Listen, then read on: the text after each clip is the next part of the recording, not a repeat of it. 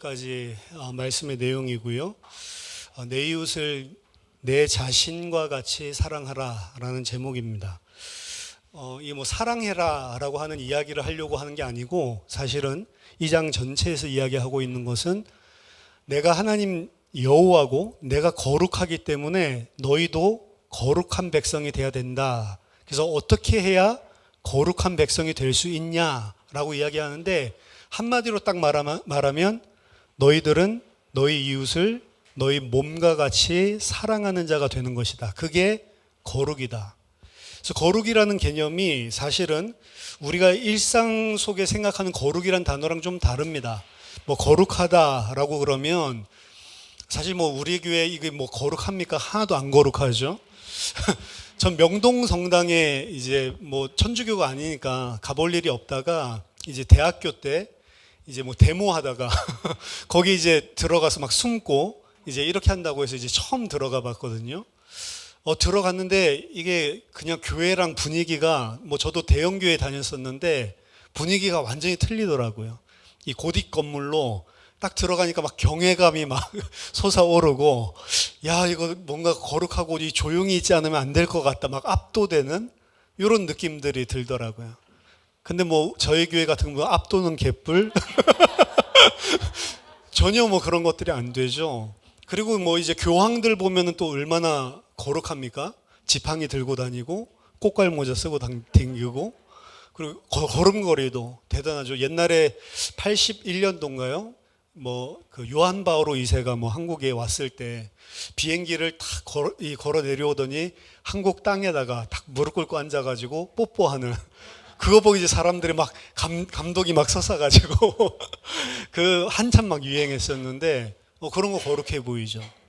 또 제가 보스턴에 있을 때 그 정교회 이 사람들이 하는 교회 건물 때문에 같이 썼는데 이 사람들은 예배 때에도 항상 이 예식 차리는 것 같이 멋진 그런 가운 같은 옷을 집례한 자들이 입고 거기도 이제 지팡이 들고 다니고 그리고 앞에서 연기 나는 거 휙휙 돌리면서 지나가는 자리마다 막 연기가 막 풀풀 나가지고 이제 산신령들 안개 낀 것처럼 그렇게 만들고 예배 드릴 때에도 그 연기가 계속 피어오르니까 뭔가 몽롱한 가운데 그렇게 이제 예배 드리더라고요. 끝나고 나면 우리 막 냄새 난다고 이러는데 그 사람들이 이제 그렇게 뭔가 분위기를 연출하는 거죠. 이런 것들을 보면 훨씬 더 어떻게 보면 야, 저 성직자들은 거룩한 것 같다. 성직자라고 부르죠. 저 사람들은 참 성스러운 것 같다라고 생각을 하고 이렇게 하는데 사실은 이제 개신교에서 이런 허례허식들이 싹 다 빠져버리고 예배 드릴 때도 양복 입고 하는 건 그래도 양반이고요.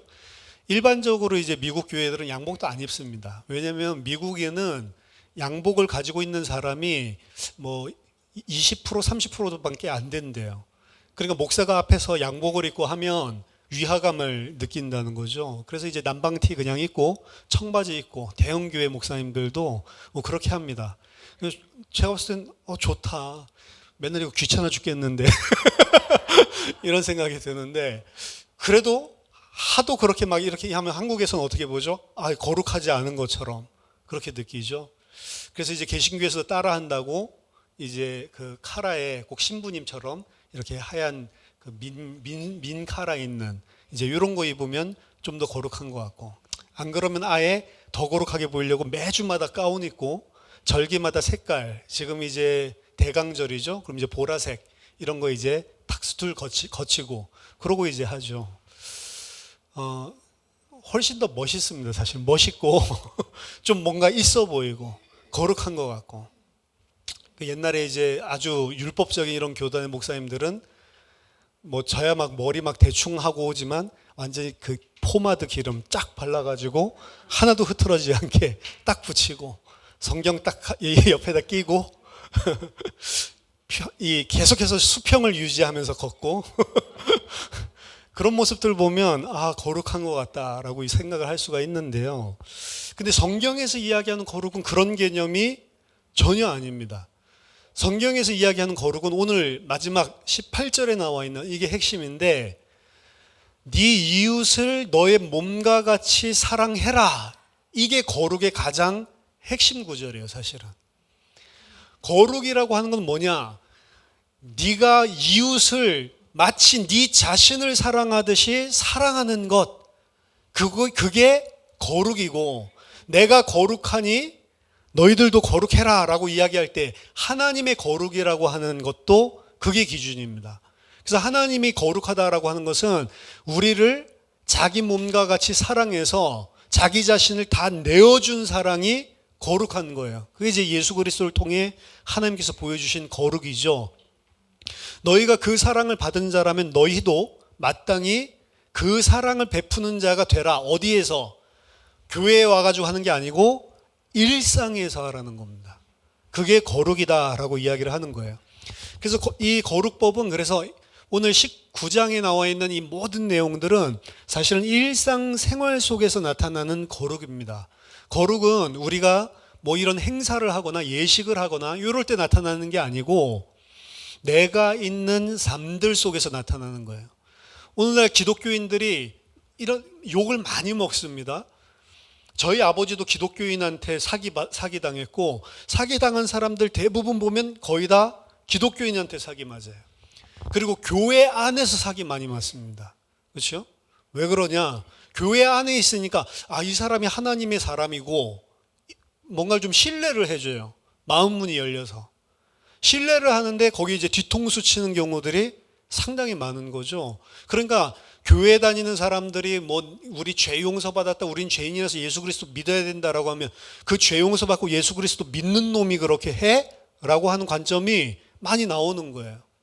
그리고 뭐 이제 목사 보고 이제 먹사라고 그러고 기독교 보고 개독교라고 그러고 그렇죠. 워낙 뉴스가 그런 부분들이 많이 나오니까 오히려 천주교, 불교 이런 데보다도 교회가 그런 것들이 더 많이 나오거든요.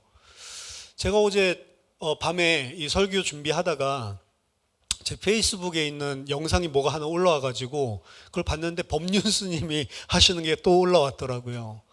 그러니까 이제 거기에 가서 정토에 가가지고 막 3년 동안 열심히 정회원으로 막 수행을 했는데 솔직하게 이야기하더라고요. 이거 지금 막 수행하라고 하고 막 남 도우라고 그래서 내가 막 봉사활동도 열심히 하는데 이거 세뇌당하는 것 같고 그거 하는데 처음에는 보람도 있었는데 이젠 보람도 없으면서 그냥 하라고 하니까 막 하게 되고 이거 내가 정회원 돼가지고 이렇게 하는 게 맞나? 그리고 무조건 남편에게 순종하라고 남편 정토에 가지 말라고 그러는데 그럼 어떻게 순종을 하며 스님한테 물어보면 순종하라고 그러지 남편이 그럼 가지 말라고 그러는데 어떻게 순종을 하고 그럼 여기 오지 말까요?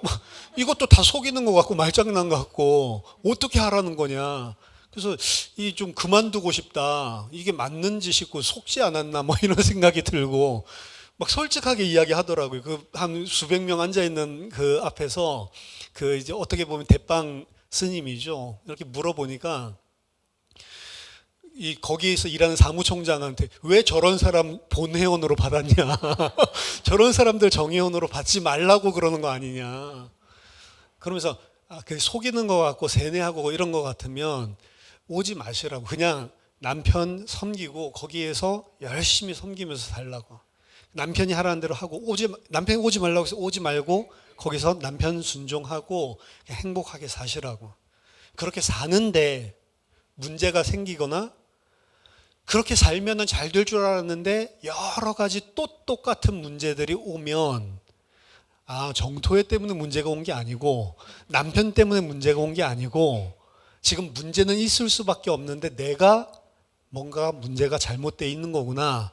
이렇게 하면 사실 이제 수양할 수 있는 첫 이제 시작이 되는 거다. 근데 그거 안 됐는데 온 것 같다. 내가 봤을 땐. 그러니까 빨리 나가셔서 그냥 남편이랑 행복하게 원하는 거 그냥 다 하면서 살아라. 친구들이랑 하하호호하고 맛있는 거 먹으면서 실컷 사는데 아직 나이 젊으니까 그거 한 몇십 년 해보다가 이래도 허무하고 이래도 문제가 생기고 이래도 너무 힘들다. 그럼 다시 그 시간표에 오면 된다. 그래서 여기서 이야기하는 것들을 다시 들어보고 이런 이야기를 하면서 그랬더니 이제 이 사람이 사실은 제가 원래 교회를 다녔는데 교회 다니다가 여기 오니까 이야기하는 게 너무 다르고 그러니까 이분이 무슨 이야기를 하냐면 교회 다닌다, 절 다닌다 이걸 보고 다 종교라고 한다. 종교 뭐 하는 거냐? 하나님 나 주세요. 하나님 나 이거 주세요. 부처님 나 이거 주세요. 그게 종교 아니냐. 거기에서 나 주세요 하면 준다고 하더냐 안 준다고 하더냐 그랬더니 준다고 해요 그러더라고. 나 이거 주세요. 그럼 목사님 복 줘서 그걸 준대요. 근데 우리는 뭐라고 그러지? 그러니까 다 받으려고 하지 말고 다 나눠주라고 그럽니다. 그러니까 이분이 그렇죠.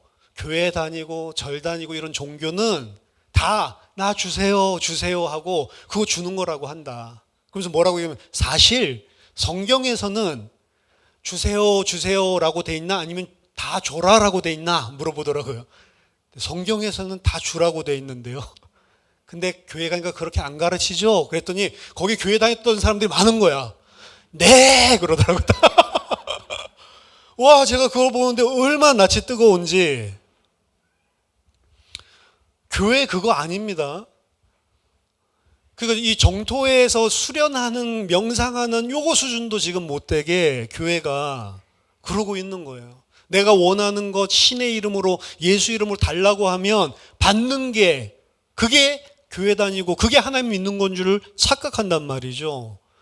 그거 아니라니까요. 얼마나 제가 낯이 뜨거운지. 그런 교회 다닐 바에 저 정토에 가서 수련하는 게 훨씬 낫겠다. 제가 봐도 그런 생각 들더라고요. 너무 유치하게 나 이거 주세요 저거 주세요 자기 욕심 차리려고 하는.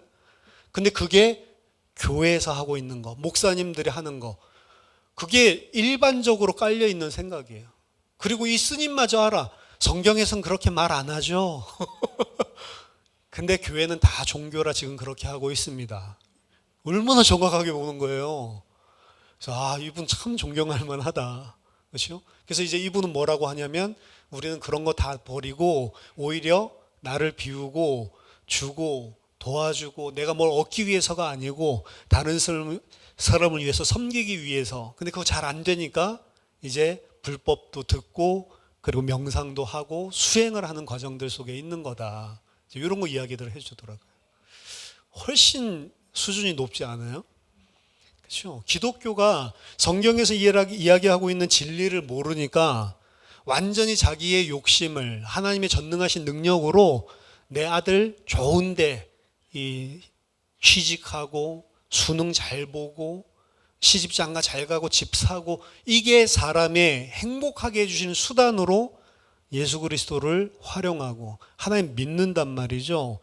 성경은 그렇게 이야기하고 있지 않습니다. 그거 성경에서 이야기하는 것도 아니고 그게 하나님 믿는 거 아니란 말이에요. 오늘 11절부터 18절까지 읽었는데요. 지난주에 읽었던 19장 1절부터 10절까지 그 뒤에 계속 네 가지를 크게 이야기를 했는데 나오는 후렴구 같이 나오는 게 나는 너희 하나님 여호와이니라. 그렇기 때문에 너희는 이렇게 살아야 된다라고 이야기를 했죠. 오늘도 크게 네 가지를 이야기하고 있는데 그 네 가지 끝에 오늘은 나는 여호와이니라 요걸 이제 반복을 하고 있습니다. 그래서 이제 오늘 그 네 가지가 11절 18절에 나오기 때문에 오늘 본문을 그렇게 정했습니다. 지난주 본문도 유사한데요. 오늘 본문도 사실은 십계명을 읽어보면 십계명이랑 거의 유사한 내용이 사실은 반복돼서 나옵니다. 십계명에 대한 것들을 좀 다른 말 표현으로 사실은 깔아놓고 있는 그런 내용입니다. 오늘 사실은 어렵지는 않아요. 본문 자체가 되게 쉽습니다. 뭐 해석할 필요도 없어. 너희는 도둑질하지 말며 속이지 말며 서로 거짓말하지 말며 너희는 내 이름으로 거짓 맹세함으로 내 하나님의 이름을 욕되게 하지 말라. 나는 여호와이니라. 자, 여기서 말하는 너희는 누구냐면 하나님의 애굽 땅에서 종되었던 자들을 유월절의 피로 구원해내신 하나님의 백성인 너희입니다. 사실은 하나님 백성에게 주는 거예요. 하나님의 백성인 너희는 이제 거룩한, 내가 거룩하니 너희도 거룩해야 되는데 그 거룩한 게 뭐냐? 첫 번째, 도둑질하지 말고 속이지 말고 서로 거짓말하지 말고. 서로 거짓말하는데요. 보통 거짓말하면 어떻게 하죠? 한 명이 거짓말하고 한 명이 속는 게 보통 거짓말인데 서로 거짓말하지 말래. 그럼 무슨 소리예요? 둘이서 막 하는데 속이는 놈도 거짓말하고 있고 속는 놈도 거짓말하고 있고. 어떻게 그런 게 가능하냐? 오늘 보면 제가 잘 풀어드릴 거니까 가능해요. 사실은 속이는 놈도 거짓말하고 있는 거고요. 속는 놈도 거짓말하고 있는 거예요. 이 거짓말한다라고 하는 그 핵심적인 포인트가 뭐냐면 나 중심인 겁니다. 거짓말하는 사람도 내가 이 사람 등쳐먹어야지라고 하는 거 가지고 지금 거짓말을 하고 있는 거고, 거기에 솔렁솔렁 넘어가는 사람도 그걸 그렇게 준다고? 이래가지고 덥석 무는 거예요. 사실은 이 100은 받아야 되는데 50에 바꿔준다고? 이거 내가 이 사람 모를 때 술러덩 내가 받아먹고 내가 정상적으로 취할 수 있는 것보다 더 많은 이익을 취해야지. 이렇게 하는 사람이 속는 겁니다. 사실 그런 게 어디 있어요. 그러니까 이제 세상에 공짜 없다 이 이야기 하잖아요. 그렇죠? 어제도 저녁에 밥 먹을 때 TV 틀어놨는데 너무 친한 그런 선배가 우리 식당 네가 물려받아라. 그냥 내가 프리미엄도 받지 않을게 이러면서 넘겨주는 장면이 나오더라고요. 근데 그거 보면 저 사기꾼 아니야? 왜 프리미엄을 안 받아? 그런 생각부터 들더라고요. 그렇죠? 근데 이 사람 어때요? 빚을 내서라도 이거 해야 되는데 막 그거 왜 프리미엄 안 받고 5천만 원에 덜렁 받을 수 있으니까. 그렇죠? 그럴 때 속고 속임을 당하는 거예요, 사실은. 그렇죠? 왜 프리미엄 안 줄까? 진짜로 나를 그렇게 사랑할까? 진짜로 나를 그렇게 위해줄까? 생각해봐야 되는 게 정상인데 자기중심적으로 욕심에 딱 붙잡히면 그 생각이 정상적인 생각도 안 되죠. 그래서 사기 맞을 때 보면 훌러덩 넘어갑니다. 저희 아버지 훌러덩 넘어가. 그 좋은 국기원 땅을. 그렇죠? 아이고, 그 땅 한 달에 100만 원, 79년, 80년 이럴 때인데 한 달에 100만 원 올라가는 게 대수야? 나는 주식 해가지고 현금으로 100만 원씩 계속 돈이 온다고. 그래? 땅은 그냥 땅값 올라가지 이거 팔기 전엔 돈이 안 되는데? 이 생각 들어가지고 우리 엄마가 팔지 말라는데 몰래 팔고 싹 다 주식 투자했다가 다 날려버렸죠. 그렇죠? 근데 거기 국기원 땅이라니까요. 국기원 지어진 땅. 88년도에 46억 원이었다니까. 내 땅인데. 근데 왜 넘어가요? 속이는 놈이 여기 목적도 없어. 배 아파서. 지 주식 계속 말아먹고 있는데. 근데 그 사람 누구다? 기독교인이다. 자기가 유익 취하는 것도 아니요. 그냥 배 아파서. 옆에서 계속 우리 아버지 자랑하니까. 우리 아버지 계속 돈이 100만 원씩 올라가니까 너무 이제 마음이 든든해져서 교회도 잘 안 가. 그냥 저희 엄마한테 그냥 11조 같은 거 주면서 자기가 갖다 내. 이러고 우리 아버지 뭐예요? 가방에 놀고.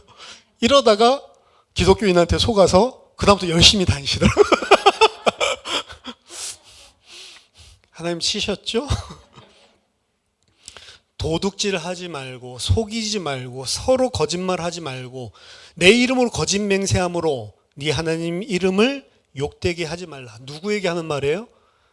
오늘날 지금 교인들에게 하는 말이에요. 하나님 믿는 사람들이라고 하면서 사실은 하나님 믿는다고 하는 것들까지 악용을 하고 뭐라고까지 해요? 내가 진짜 하나님 앞에 맹세할게. 그렇게 거짓말까지 해먹으면서 나 교회 다닌 거 알잖아. 내가 진짜 하나님 앞에 맹세할게. 근데 알고 보니 사기꾼이라. 그렇죠? 보통 불신자들은 하나님 앞에 맹세할게. 이거 아무 효력 없어요. 교회 열심히 다녔던 사람 하나님 앞에 맹세할게. 이게 효력이 있지.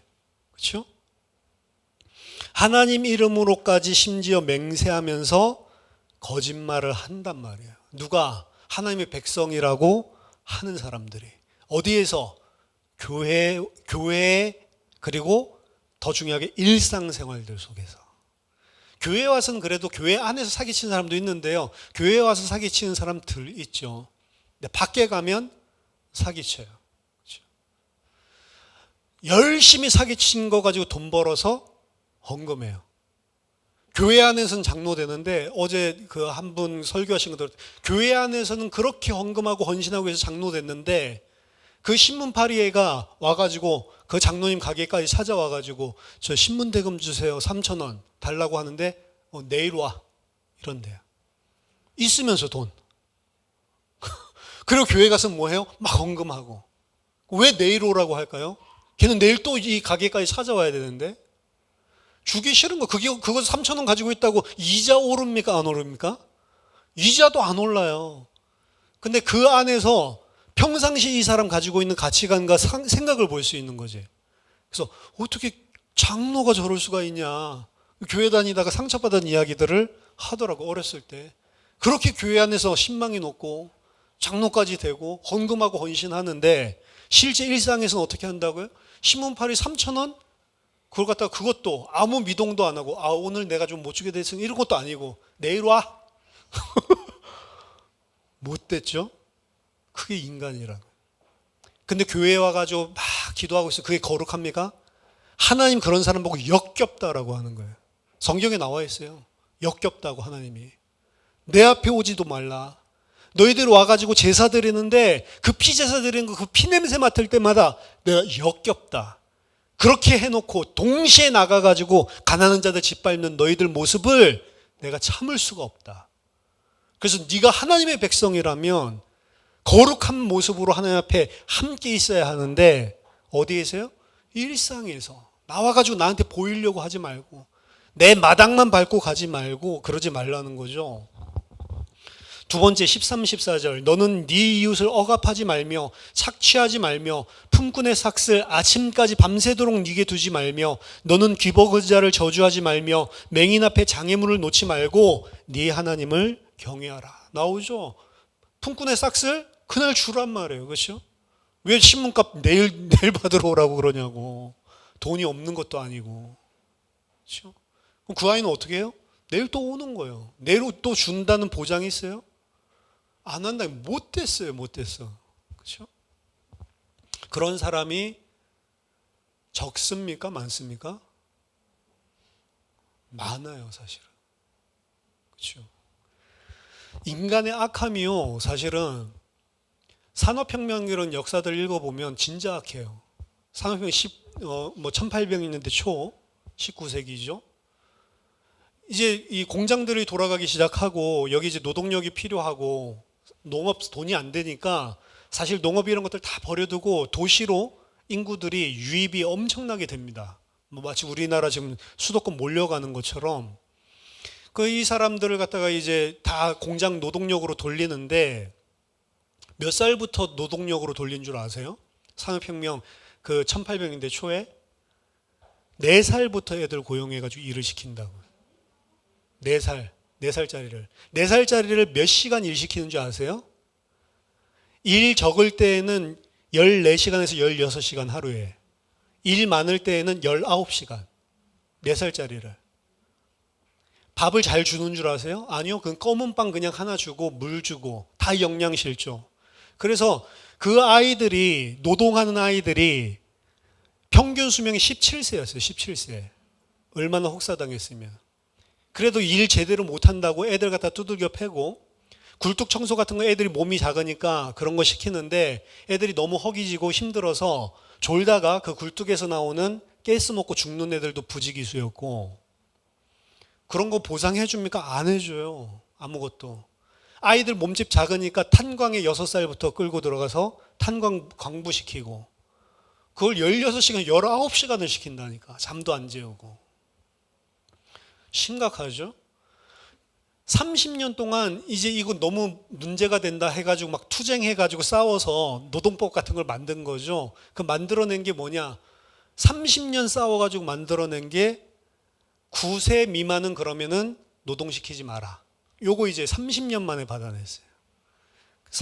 10살부터는 똑같아. 17시간씩 막 일 시키고. 그게 인간이에요. 인간이 법으로라도 규제를 하지 않으면 어느 정도까지 가는지를 보여주는 거예요. 1800년대에 그랬구나. 지금 아프리카라든지 아시아 후진국에서 다 똑같이 그러고 있어요. 그런데 그런 법이 없거든. 그렇죠? 지금 우리나라는 그래도 좀 발전을 해가지고 이러고 있는데 사실은 그 꼭 산업혁명 때처럼 그렇게 살고 있는 사람이 지금도 아이들 4살, 6살까지 노동시키는 인도나 이런 사람들을 다 합치면 아동 노동이 거의 2억 6천만 명이 된대. 전 세계적으로. 그 인간이 악하단 말이에요. 그렇죠? 사회적인 법 같은 것들도 없으면 그냥 마음껏 해라라고 하면 사람 그렇게까지 간다고. 왜? 그 이유는 하나예요. 어른 한 명을 고용하려면 하루에 임금이 21실링인데 영국에서 그 당시에 아이는 2실링. 남자아이들보다 더 싼 애는 여자아이 1실링. 그럼 남자아이 고용하겠어요? 여자아이가 많으면 여자아이 고용하겠어요? 그러니까 공장에서 여자들이 일 많이 하는 거예요. 그 직조, 뭐 제조업 이런 것들 속에. 그렇죠? 그리고 돈 잘 버는 사람들 어떻게 해요? 그런 사람들을 아유, 저 공순이, 공돌이. 우리나라도 옛날에 그랬잖아요. 이렇게 하고. 그렇죠? 그 인간이 악하다고요, 악해. 근데 오늘 이 이야기를 하나님의 백성들에게 이야기하고 있습니다. 그 말은 무슨 말이죠? 하나님의 백성들도 똑같다는 거예요, 인간성이. 그걸 보고 죄인이라고 하는 겁니다. 다른 게 죄인이 아니고. 왜 그렇게 할까요? 그 사람들 불쌍하다는 생각이 안 들어요. 왜? 그 사람들이 뭘로만 보이죠? 내 입속을 챙겨줄 그런 기계같이 보이는 거예요, 사실은. 그게 나 중심적으로 빠져있는 인간의 죄악입니다. 수준의 차이는 있어도 인간들은 전부 다 나 중심적으로 그렇게 사는 거예요. 그래서 될 수 있으면 뺏겨 먹으려고 그러죠. 그렇죠? 옛날에는 서로 뺏겨 먹으려고 그래서 시장에 가면은 콩나물값 깎으려고 그러는데 그 사람도 처음에 깎을 거 다 예상하고 올려가지고 부르고 이런 게 많았잖아요. 어차피 저 인간들 다 깎는다. 그럼 뭐 200원 할 거를 300원이라고 부르고 그 다음에 그 깎으려고 하는 사람한테 100원 깎아주는 척 이렇게 해요. 안 그러면 어떻게 해요? 무조건 깎으려고 하니까. 그렇죠? 우리나라 옛날에 그랬다고요. 요즘에는 그런 것들 많이 살아요. 진짜 우리나라 많이 좋아졌어요. 근데 중국 가니까 똑같더라고. 아니 무슨 백화점 같이 이런 휘황찬란한 몰인데 99% 할인 이렇게 돼 있더라고요. 그래서 야 99% 할인? 야 저건 완전 공짜 아니야. 가봤더니 99% 할인인데 할인 하나도 안 한 거랑 값이 비슷해. 그럼 이게 원래 몇백만 원짜리였다고? 청바지가? 할인 하나도 안 하면서 99% 할인. 말도 안 되는. 여기 보니까 얼마나 악합니까? 귀 먹은 자를 저주한대요. 이게 욕한다는 거거든. 귀 먹었으니까 못 들으니까. 그렇죠? 앞에다 대고 웃으면서 야, 이 거지 같은 놈아 막 이렇게 욕하고 그 다음에 맹인 앞에 장애물을 놓는데 와 진짜 나쁜 놈. 이게 장난치는 거 이야기하는 게 아니고 그 뭐 맹인 앞에 아이고 너 한번 넘어져 봐라 이런 장난놀이를 하는 게 아니고 장애인들을 아 얼마나 불편할까 이거 배려해주고 생각해주는 게 아니고 오히려 뭐라고 해요? 아우 징그러워. 아우 장애인들이 있으니까 불편해. 그렇죠?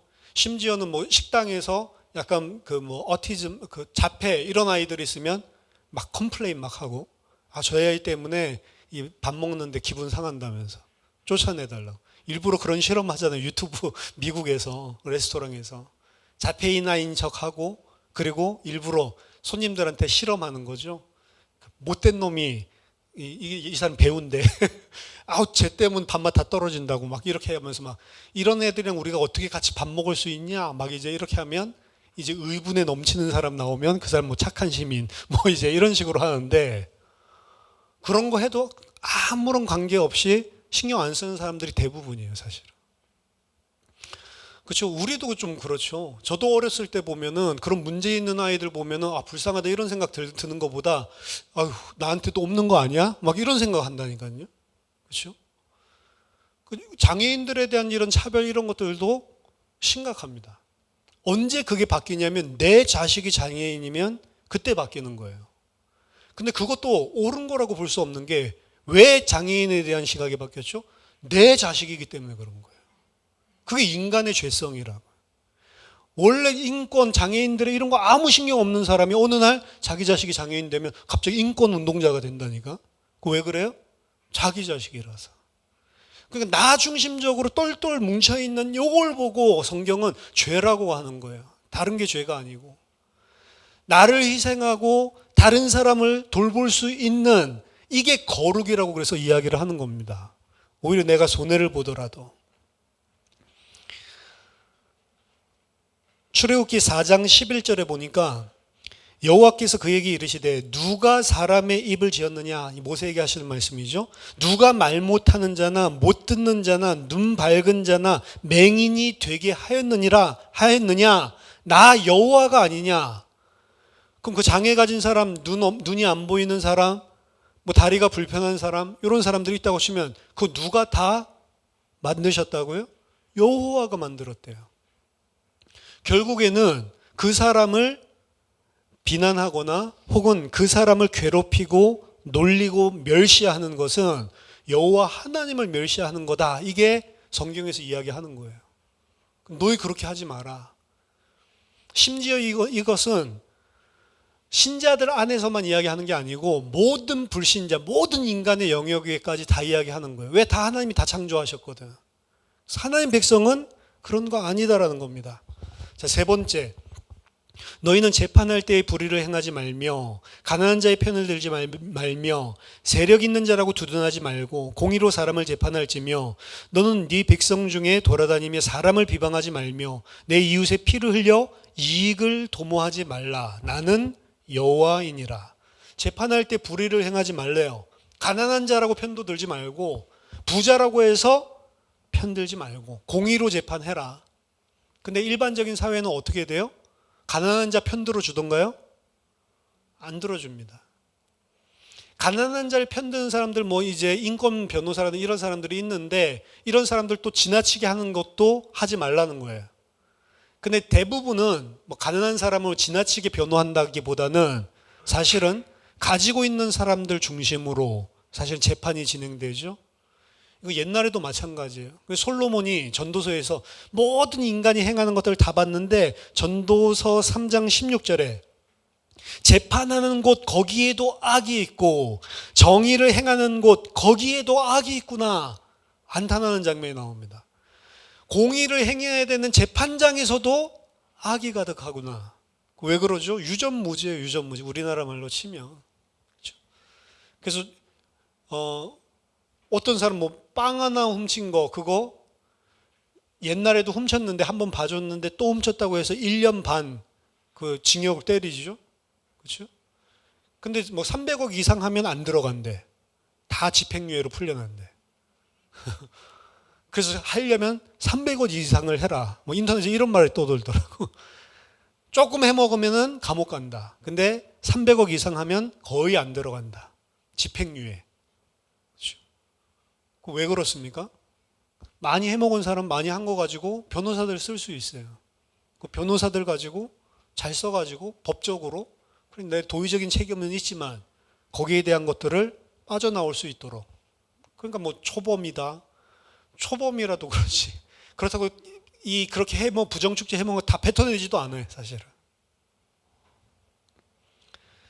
저희 그 어머님이 이제 아버지를 평생 그래서 그 국기원 땅 가지고 막 구박을 하다가 이제 아파트 하나 이제 뭐 돼가지고 이제 그 아파트에 들어가려고 그 마지막 그 중도금 치르고 마지막에 이제 주려고 이제 잔금을 뭐 1억 8천만 원인가 이 찾아놓은 게 있었거든요. 그거를 교회 장로님 사업 때문에 지금 급전이 필요해서 그런데 딱 3일만 빌려주면 내가 이자 100만 원 주고 그리고 원금 그 화요일 날 줄 거니까 빨리 달라고. 이래가지고 차용증도 안 써주고. 왜? 장로님이니까. 그것도 교회 재정 맡은 장로님이고 잘하는 사람이니까. 이래가지고 줬죠. 그렇게 준 사람이 교회 안에 한 17억 정도 되더라고요. 그 사람이 재정이잖아요. 그 주간에 나온 헌금까지 다. 그리고 3일 뒤에 줄까요? 안 줄까요? 안 준다니까. 나중에 나 돈 없어 배째 이렇게 하고 자기 감옥 가더라고요. 2년 동안. 2년 동안 감옥 가고 그 90년대거든요.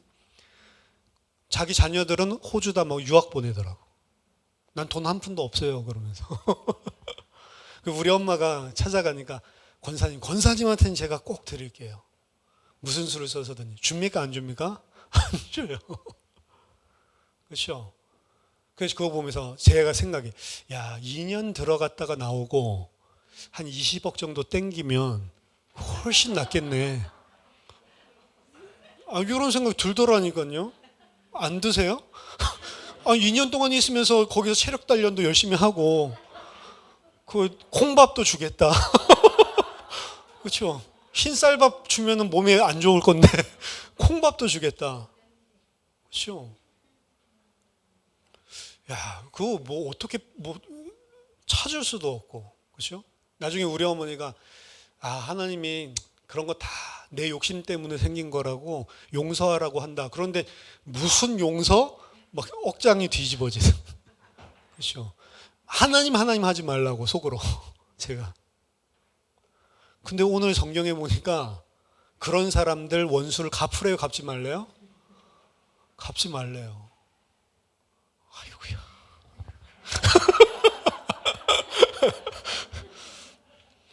더더군다나 돌아다니며 비방하지 말라라고 이야기를 하죠. 구약에 이게 5번 나오는 관용구인데요. 이 관용구는 돌아다니면서 막 욕한다 이게 아니고 이 사람의 비밀을 막 폭로해가지고 이 사람을 힘들게 만드는. 왜 그럴까요? 이 사람이랑 친할 때는 비밀을 잘 유지해줘요. 근데 이 사람이랑 나랑 뭐가 틀리잖아요?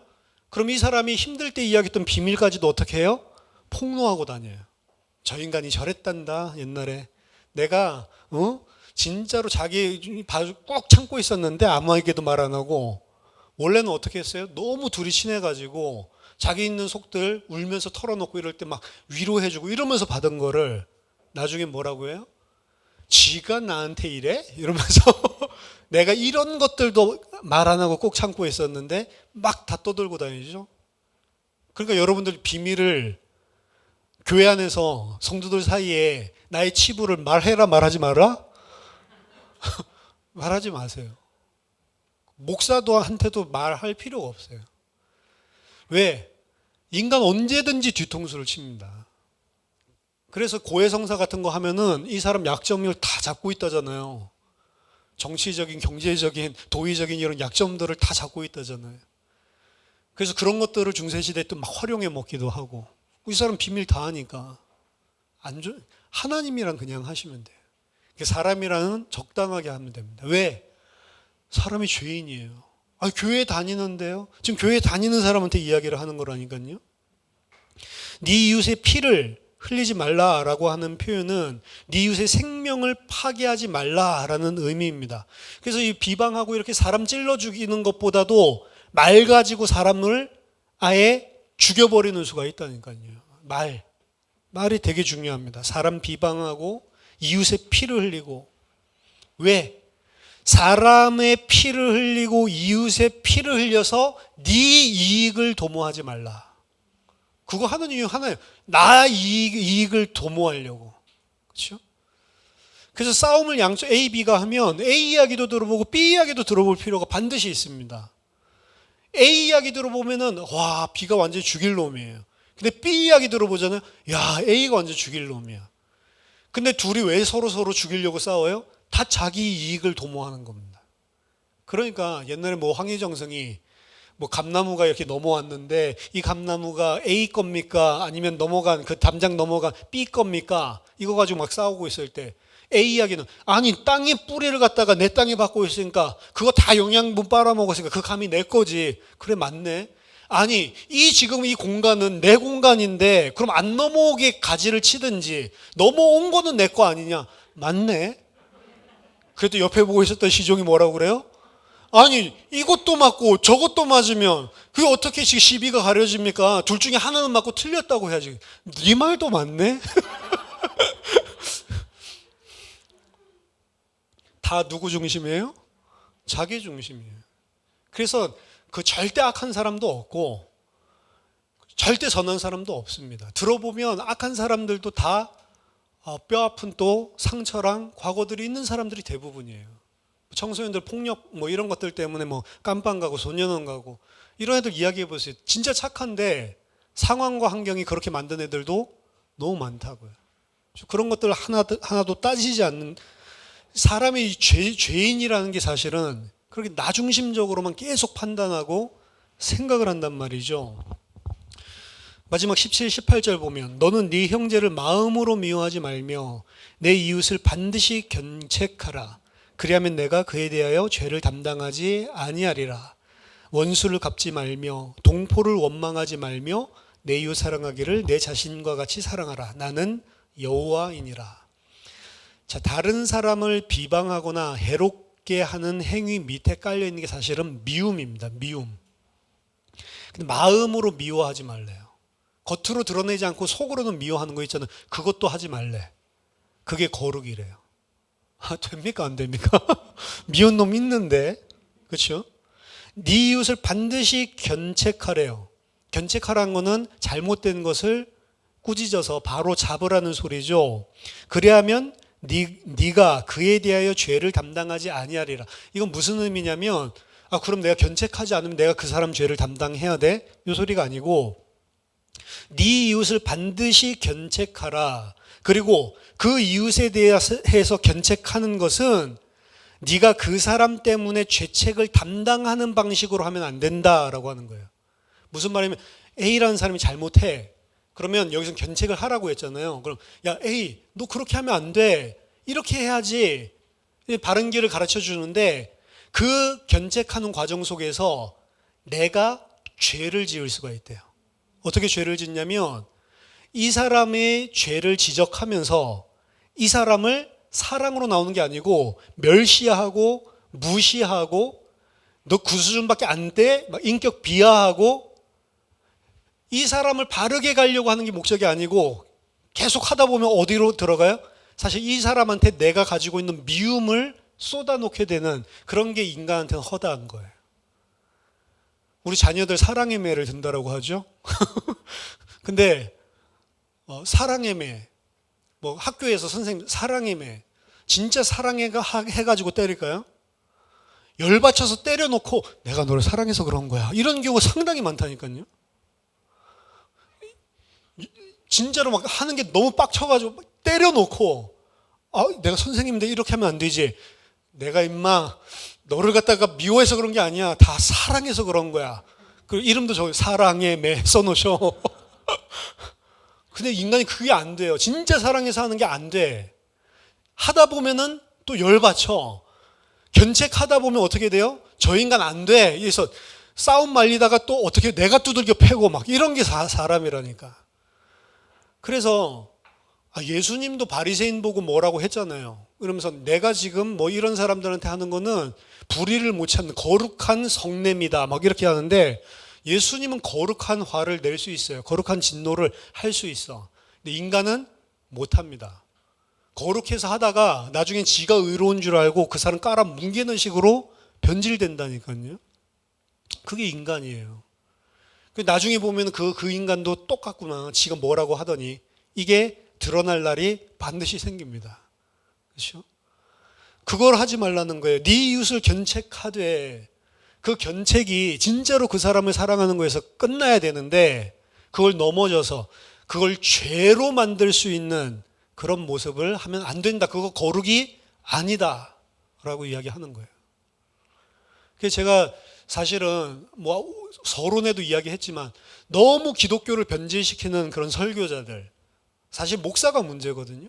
목사들 이걸 갖다가 많이 비난을 했는데 그 비난에 대한 것들도 사실은 어느 순간부터인가 너희들은 그렇게 똑바로 복음 안 전하고 난 똑바로 전한다 이씨. 내 의를 드러내는 쪽으로 가더라니까 인간이. 그런 부분들을 많이 안 하는 거예요. 옛날에 제가 막 그거 까는 거 하면 속 시원합니다. 그 사람들 막 잘못된 거 막 까고 이렇게 하면 속이 훨씬 더 시원하다니까. 그거 못하게 되겠더라고요. 왜?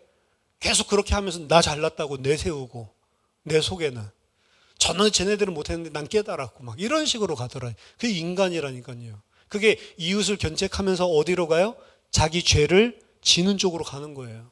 그거 하지 말라는 겁니다. 원수를 갚지 말며 동포를 원망하지 말며 내 이웃 사랑하기를 내 자신과 같이 하라. 자, 복수에 대한 금지입니다. 복수하는 것은 이웃이 자신에게 행한 잘못을 주도적으로 되갚는 것을 이야기하는데 그 책무는 성경에서는 전적으로 여호와께 속한다라고 이야기를 합니다. 신명기 35장 32절에도 그들이 실족할 그때에 내가 보복하리라. 하나님이 보복해 준대요. 그래서 신약에서도 이야기하죠. 네가 절대로 악을 악으로 갚지 말고 오히려 선으로 대하고 그렇게 하면 오히려 그 사람 머리 위에 숯을 쌓아놓게 된다. 그렇죠? 그 사람이 하나님 앞에 사실은 보복을 당하니까 네가 하려고 하지 마라. 왜? 이유는 하나예요. 너도 똑같은 죄인인데 뭐 네가 그렇게 할 수가 있는 자격이 있냐라는 거죠. 이 모든 것들을 다 이야기하면서 그 근본적인 원리가 네 이웃 사랑하기를 네 자신과 같이 하라. 요즘 뭐 정치계에서 많이 이야기하는 내로남불, 그렇죠? 내가 하면 로맨스, 다른 사람이 하면 불륜, 그렇죠? 근데 여기서 뭐라고 해요? 내 이웃 사랑하기를 내 몸과 같이 하래요. 내로 남로. 내가 하면 로망스, 다른 사람이 해도 로망스. 그렇게 하래요. 자기한테 관대한 것처럼 다른 사람에게 관대해라. 자기 자신을 유익을 도모하는 것처럼 다른 사람의 유익을 도모해라 라고 이야기를 하는 겁니다. 그냥 이 명령만 네 이웃 사랑을 네 몸과 같이 하라 이것만 나온 게 아니고 같이 붙어있는 원수까지도 네가 갚지 말고, 그렇죠? 원망하고픈 동포가 있는 상황인데도 불구하고 원망하지 말고 그러면서 네 이웃을 네 몸과 같이 사랑해라. 이웃을 미워할 수밖에 없는 잠재적인 상황을 주면서 근데 미워하지 말고 너 몸을 사랑하는 것처럼 사랑해라요. 그냥 사랑하는 거는 할 수 있는데 그게 아니고 저 사람이 진짜로 열받는데 사랑해라. 이걸 지금 상황으로 주어주고 있는 거예요. 억울한데요? 억울하죠. 진짜 억울한 사람을 보시면 예수님이 억울하다니까. 우리 죄 때문에 자기가 죄 없는데도 죽어야 되고, 그렇죠? 더더군다나 그 원수 원망의 대상인 이웃을 그냥 사랑하라가 아니고 자기 스스로를 향한 사랑처럼 사랑해라. 이것이 거룩이다. 그 사랑하려면 한 가지가 되어야 돼요. 자기 자신의 모든 중심성, 나 중심성, 이게 파괴되지 않고는 불가능한 것입니다. 근데 우리가 이 땅에 사는 동안 불신자는 뭐 물론이고요. 이런 말씀을 듣는 신자들까지도 자기 중심성이 완전히 파괴되는 사람이 있다 없다? 단 한 사람도 없습니다. 다 자기 중심적이에요. 달리 말하면 사람이 이 계명을 지키는 것은 불가능한 거예요. 하나님이 요구하는 거룩은 이건데 거룩 교회 열심히 해서 헌금하는 게 거룩이 아니고 삶 속에서 지금 네 이웃을 너의 몸과 같이 사랑하는 지금 이건데 심지어 원수까지도 내가 마땅히 화를 내야 되는 그 사람에게까지도 그래야 너희가 거룩하고 내가 너랑 그 땅에서 함께 살 수 있는데 너희 그렇게 못한다라는 게 오늘 본문의 핵심이에요. 하라는 소리가 아니에요.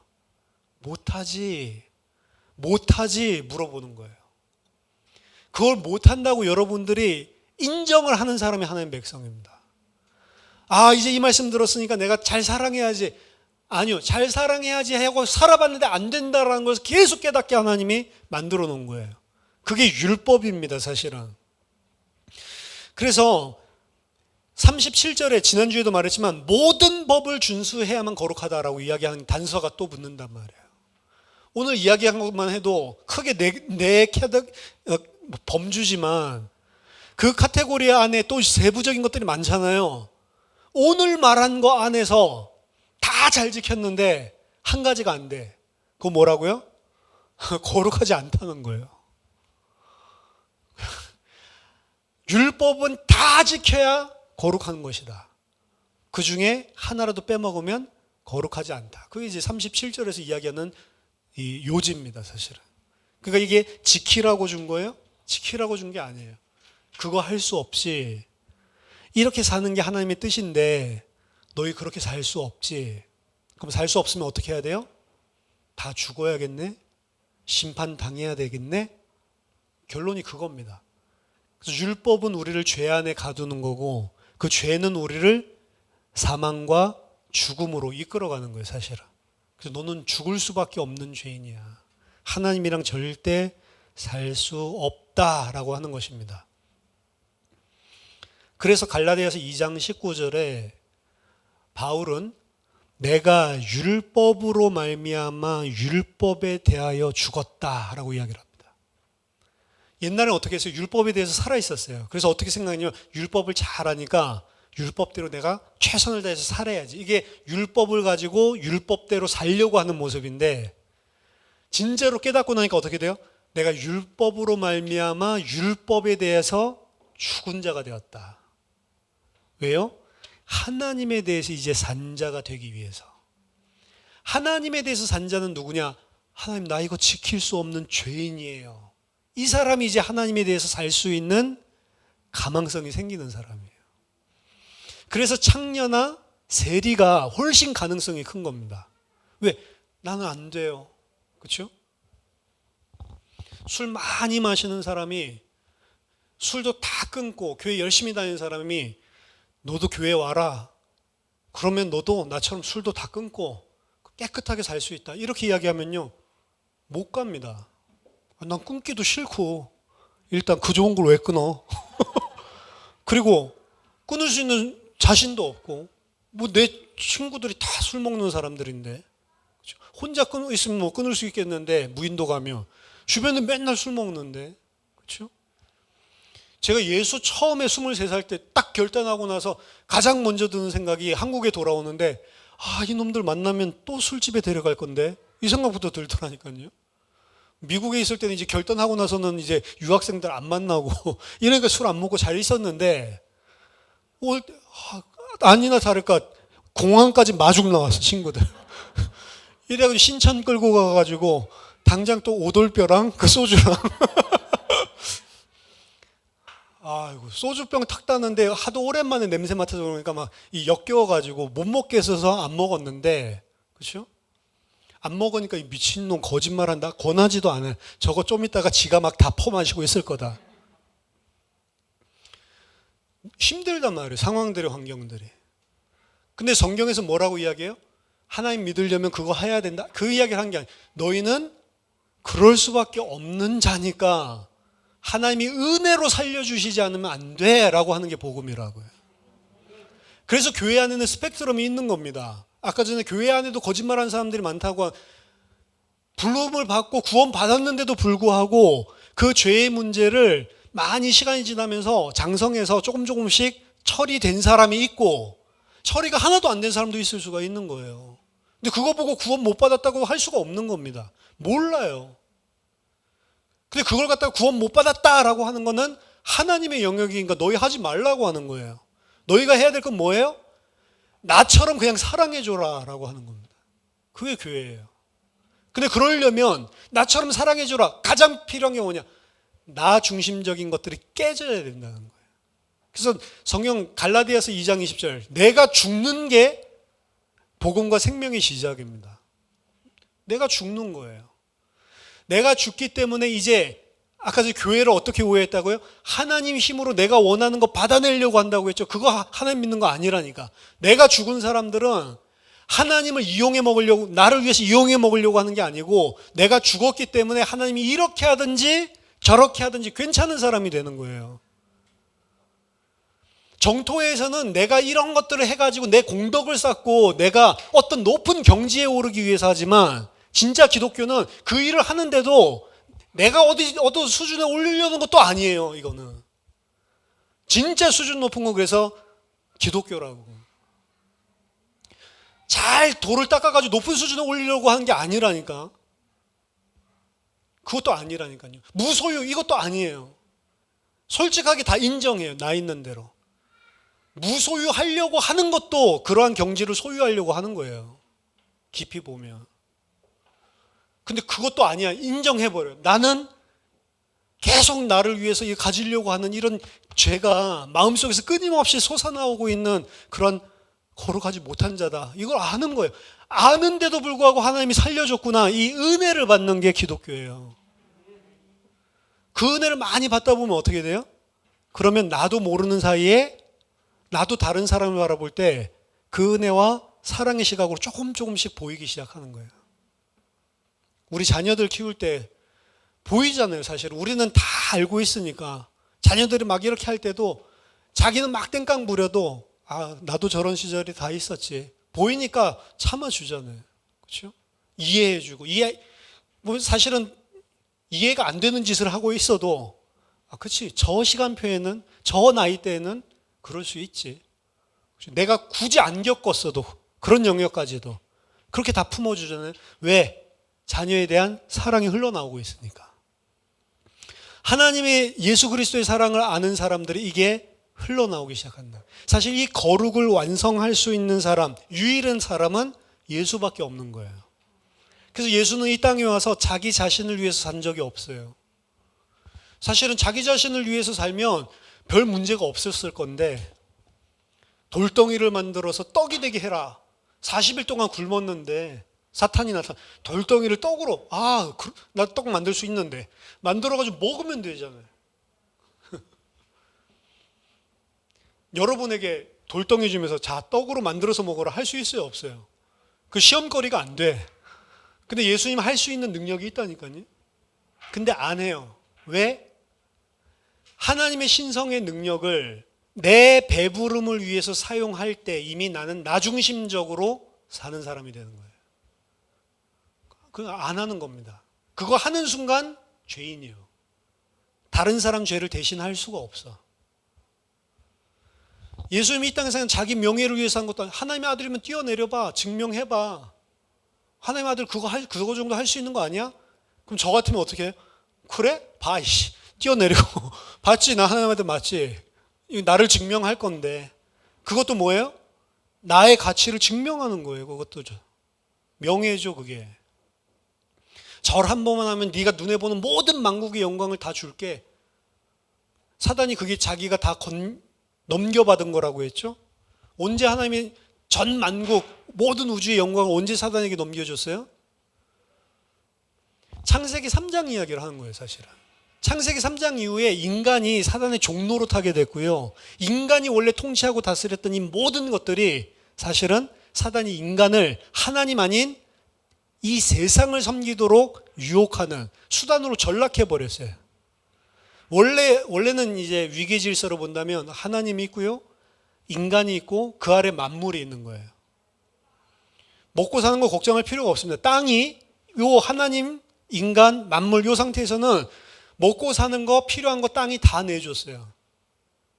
근데 어떻게 바뀌었어요? 하나님 자리에 인간이 올라서고 나서 하나님 자리에 올라선 줄 알았는데 인간 위에 뭐가 있어요?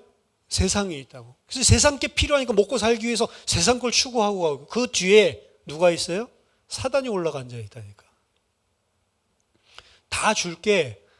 사단이 다 줄까요? 안 줄까요? 줍니다. 줘요. 사단은 뭐만 관심 있냐? 온 세계 만국의 영광을 다 줘서라도 내가 생명 못 얻게 한다면 준다니까요. 그래서 어떤 사람들이 이래요. 예수 믿고 나서 내가 잘 안 된다. 잘 안 되고 말고요. 교회 떠나니까 잘 된다. 잘 되고 말고요. 그럼 나 교회 다니기 싫은데. 그렇죠. 그런 거 어쩔 수 없지. 아까 그 정토의 말대로 그런 거 살아봐야 된다니까. 그런데도 보니까 이게 답이 아니다. 그럼 다시 오시면 되는 거고. 진짜예요. 사단이 잘 되게 해줘요. 왜 점치고 다닙니까? 왜 무당을 끼고 사업을 하냐고. 무당 끼고 하니까 안 되면 절대로 안 한다니까. 끼고 해서 효험을 보니까 그러니까 붙잡히는 거예요, 사실은. 그렇죠? 목사님 말대로라면 무당한테 물어보면 뭐가 된다?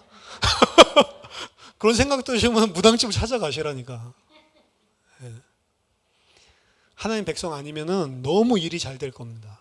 무당 이야기 들으면. 근데 진짜 하나님 백성이면 그것 때문에 망하게 만들 거예요. 왜? 하나님은 내가 가진 모든 것을 뺏어가서라도 생명 얻게 만드는 게 하나님이에요. 사탄은 모든 것을 내가 필요한 거 주면서 뭐만 뺏어가요? 생명만 뺏어간다니까. 나 자신을 버리고 나 자신을 위하여 살지 않는 거, 우리 이게 안 되기 때문에 예수 그리스도가 오셔서 우리 대신 그 율법의 요구를 완성하신 분, 아무 죄가 없으신 분이 우리 죄 하나님이 택하신 자의 죄를 대신 담당하고 내가 죽어야 될 자리에서 대신 죽고 내가 가야 될 지옥에 대신 가서 다 심판받고, 그리고 누구든지 그 예수가 메시아였구나, 그 자기 자신의 죄 때문에 죽은 게 아니고 내 이 죄를 담당하기 위해 이 땅에 오신 하나님의 아들이구나, 이 사실을 믿는 자에게 그 그리스도의 의를 전가시켜준다고 하는 거예요. 전가시켜주면 그렇게 쳐준다는 거예요. 그걸 칭의, 의롭다고 쳐주는 거예요. 의롭지 않은데. 언제까지? 죽을 때까지 의롭지 않은데. 근데 하나님의 백성이 된 사람들은 신앙생활을 1년, 2년 계속 하면 할수록 나 자신을 부인하고 그 그리스도께 받은 은혜를 알기 때문에 조금씩 성장해 나간대요. 그 성장이 어디까지 이르냐? 나중에 하나님과 함께 그 땅에서, 새하늘과 새 땅에서 살게 될 때, 천국이라고 이야기하죠. 살게 될 때에 영원히 그 은혜를 잊지 않을 정도로 우리에게 각인을 시켜주시고 그리고 데려가는 거예요. 그럼 지금 우리 안 데려간 이유는 이 땅에서 뭘 이루라는 게 아닙니다. 너 지금 만약에 새하늘 새 땅 오면 또 배반할 것 같아. 배우고 오라는 거예요. 얼마나 하나님이 너희들을 사랑하는지를. 말씀을 통해서, 삶을 통해서. 그리고 그 사랑 받은 자면 어떻게 하라고요? 그 사랑 조금씩 흘려내보내라. 그게 거룩한 자다. 이걸 아는 사람들, 그리고 그 거룩을 배워나가는 사람들을 보고 구원받은 하나님의 백성이라고 하는 겁니다. 완전하지 않아도 돼요. 부족해도 돼요.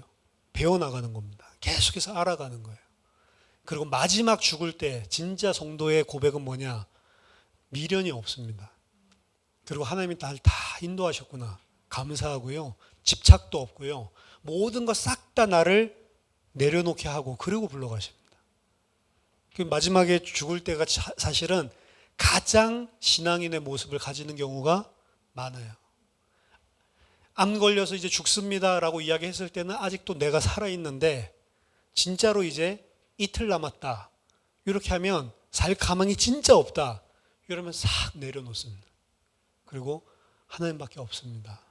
은혜입니다. 그렇게 만들어 놓고 데려가는 거예요. 사실은. 근데 그 과정이 아프고 힘듭니다. 나를 갖다가 내려놓는다는 게 쉬운 게 아니에요. 나를 부인하는 게 어렵습니다. 근데 그거를 하나님께서 오래 참으시면서 우리를 그 자리로 끌고 가시는 것. 그걸 보고 거룩이라고 합니다. 저와 여러분들이 이웃을, 나 자신을 사랑하는 것처럼 사랑하는 거룩한 주의 백성으로 지어져 가기를 예수 이름으로 축원합니다. 기도하겠습니다. 하나님 아버지, 은혜를 감사드립니다. 이 죽을 수밖에 없는 죄인을 주님이 하나님의 백성 삼으시고 자녀 삼으시고 사랑하셔서 하나님 그 은혜와 사랑을 베풀었는데도 불구하고 여전히 나 중심적으로 죄를 짓고 이웃을 미워하고 이웃을 짓밟는 그런 악한 자들을 주님이 의롭다 칭하시고 자녀로 삼아서 계속해서 우리를 거룩의 자리로 하나님과 영원히 살 수 있는 하나님의 백성으로 만들어주시는 그 구원의 은혜에 감사와 찬양과 영광을 돌려드립니다. 하나님, 우리는 그 예수 그리스도의 사랑을 우리의 실력으로는 할 수 없는 자임을 주님 앞에 솔직히 고백합니다. 주님, 우리를 용서해 주시고 그 사랑을 듬뿍 받아서 하나님 그 사랑을 조금이나마 이 땅에 사는 동안 내가 살고 있는 일상 속에 흘려내보는 주의 백성 되게 하여 주시옵소서. 하나님과 영원히 살 수 있는 거룩한 주의 백성으로 지어지도록 하나님 성령으로 우리를 인도해 주시옵소서. 예수 그리스도 이름으로 기도하옵나이다. 아멘.